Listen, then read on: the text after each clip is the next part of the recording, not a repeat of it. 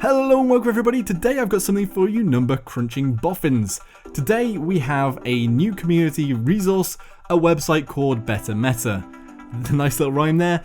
The creator posted it onto Reddit, I noticed it and had to sift through the website, and wow, there's some pretty in-depth stuff here, like role win rates, individual champion win rates for each of the patches, and even the best times to play in how many people are playing at one time in each time zone. There are other data analysis sort of sites that give you data on your matches, broken down more than you're given inside of the game, all based off of the API provided by Hi-Rez. But this one's interesting because it looks at a lot of the meta issues in a bit more depth. Now, there's something to note about this website to begin with is that it's all based on the competitive game mode. Now, not everybody plays competitive. Some people are actually avoiding it currently, even though they're slightly tweaking it, making it better. It'll probably be wiped soon as well, so people are a bit hesitant to play it. So it probably has a smaller player pool to go off than casual. Also, currently not a feature is the MMR, the matchmaking rating, and that linkage between the win rates and things like that and the statistics. So those are the two limitations of the site at the moment, and obviously the actual visuals are very basic, but it's all charts and numbers, and that's what's really interesting here. So the first one that isn't really in any of the other websites is a role split. It gives a win rate for each combination of roles in the game. So we can go through the first bar, and if you have 0 damage dealers, it's 0.475, so about 48% win rate. And then the win rate gets higher when you have 1 damage to 52%-ish. And if you have 2, it goes down to 48% win rate. What's really interesting in this one is that if you have 0 flanks, you have a 52% win rate. So in the majority of matches in competitive mode, not having a flank is actually useful. Again, it doesn't link to the level of skill, but I mean, we do see a little bit in competitive matches. On the esports side, sometimes they pick a damaged sort of flex champion like Cassie or someone like that, rather than having a flank at all. And obviously it starts to dip below that less and less the more flanks you have. Although one flanker is 50.7, so 51% win rate, so that's always nice. Support, if you have a healer, it's almost 51% again. But if you have 2, it starts going down, 3 or 4, it goes down. But the interesting one here, if you don't have 1, you only have a 37% win rate. And the same with tank, if you don't have a tank, a frontliner, then it's 24% win rate.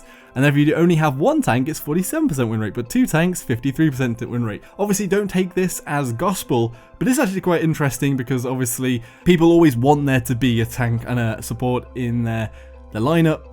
And this sort of gives us some information that actually, at least in competitive, in the majority of matches, that is true. Worth mentioning is the data is from January OB41 to this point now. So it's taking in all accounts of that data, although it says it weighs the newer matches exponentially more than older matches.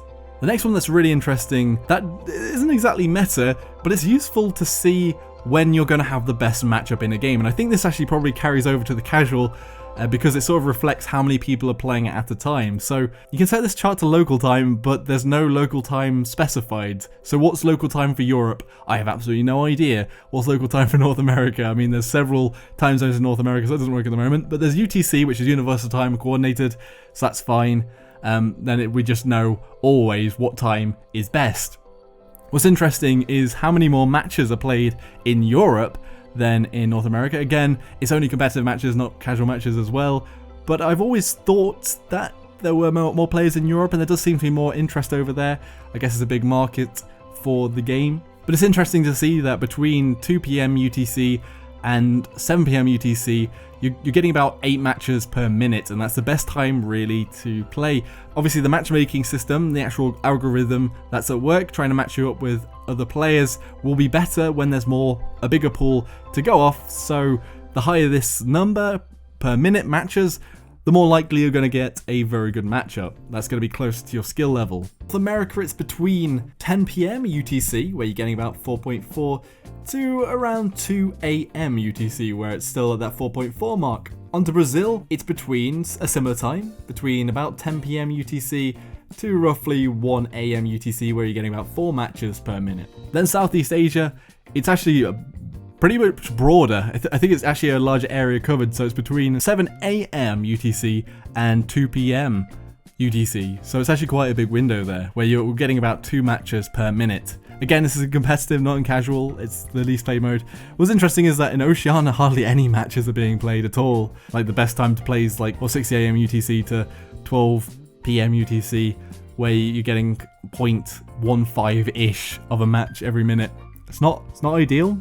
Then in Latin America, it's sort of between 8 AM and 2 PM UTC, where you're getting about 0.25 matches per minute. What is really interesting here though is basically the time period best for you to play and to probably have the most fun at, because you're going to have more fun if you're matched up evenly, unless of course you prefer having the random roll and maybe getting a completely unmatched team against you and yours being higher skilled. Then the thing that other websites do as well, like my Paladins and Paladins Guru, is champion performance. But actually here, we get each of the patches, and we can also separate it by each of the roles and see how they're doing and compare it. And you can also do it between damage done, healing, shielding, popularity, kills, slays, deaths. There's actually quite a lot of depth here. The one that is really interesting though, that a lot of people are going to talk about, is the win rate. So we can see actually when we go on all of the champions, in OB49, Torvald is the highest win rate with 62%, followed by Ying with 56%. And actually when we look at the popularity, Torvald is the most popular in this patch as well, with 67% of matches played with a Torvald and 57% of Ying of matches played with a Ying. What's interesting here is that before we only saw the win rate and we only could speculate on how many matches had been played with each of the champions, because that's quite important, because if less matches have been played, the match win rate might be inflated because maybe more skilled players that knew how to play the champion would only pick these champions. But that doesn't seem to be the case here. Like Torvald has lots of matches and wins lots of matches. It's interesting because Torvald is widely seen as one of the weakest champions currently in this patch, especially in high level play.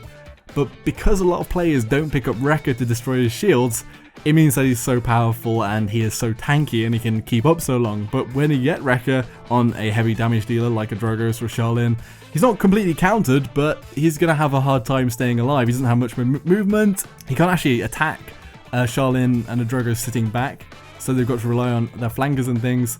So that's a really interesting statistic there. Again, Ying, I've talked about Ying before being one of the easier champions to play, and obviously it shows here that probably because she's being picked in so many matches at such a high win rate that she is quite easy to play. And I think because the healing's passive and happens without you doing a lot, probably means that she's winning a lot more games because more healing is being done. But anyway, so let's go through each of the roles and the win rates in OB49. So let's go through support first. So Ying 56%, Grok 52%, Grover 51%, Pip 48%, Sarah's 47 or 48%, and Meldamba 45%-ish. Moving on to the tanks, Torvald again 62%, Barak 51 or 52% even, Fernando 50%, Inara about 50%, Ruckus about 49%, and Makoa about 45%. Now, again, Makoa has been one of the biggest pickups and also seen as one of the strongest champions in the game, so it's a bit of a flip around here. And actually, popularity-wise, Makoa is second, so that could show a bit more of a skew being played by more people, but then completely the opposite to what Torvald is. Damage wise, it goes from Dragos 52%, which is actually quite surprising because Dragos is one of the viewed as a bit more skillful damage champions. Willow 52%, Tyra 52% as well, ish 51.5%, Bomb King around 50%, which dropped a lot because Bomb King was 52% in OB48. You can actually see how the nerfs and buffs have changed things. Victor's at 48%-ish, Charlene's at 43%-ish, Cassie at 42%, and Kinessa at 36%. I think that Kinessa is one of the more high-skilled champions, and obviously that actually highlights it here.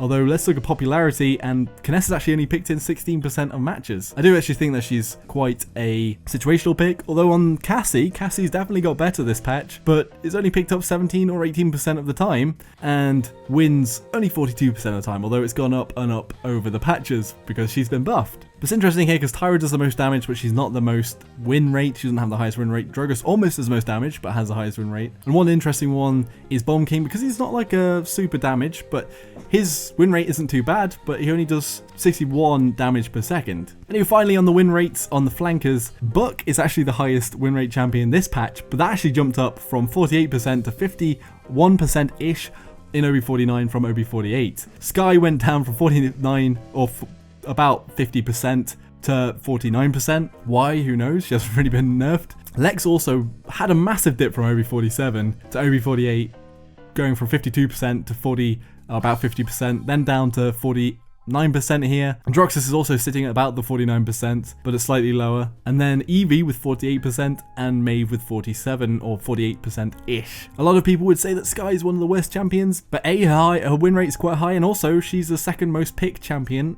in this patch as well. Androxus is actually the most picked at almost 50%, and the least picked has been Book, so it could be that the Book pick is a little bit inflated. I'm not actually sure why Book is so underpicked, because I feel that it's one of the champions that's great for new players to pick up as a flanker, and I've talked about him as well being one of the best for newer players. Anyway, just thought it'd be interesting to go through some of the data on this website and also just talk about it in general. Again, the link will be in the description below, and it's worth checking out, but obviously it's not as useful until we get the matchmaking rating matched with the games played and the win rates to know exactly what's going on here. And also, again, competitive mode isn't the only game mode being played, and a lot of people are avoiding it at the moment, so you've got to take that into consideration as well. But again, more numbers is always interesting, and it's interesting to see the win rates and all of the information put out this way. I actually think the matches played per minute is a really interesting one, and the role splits as well. What does everybody else think about all this new data? Be sure to let me know in the comments section below. If you enjoyed the video, be sure to hit that like button, subscribe for more of my content, and I'll see you all next time. Joshino.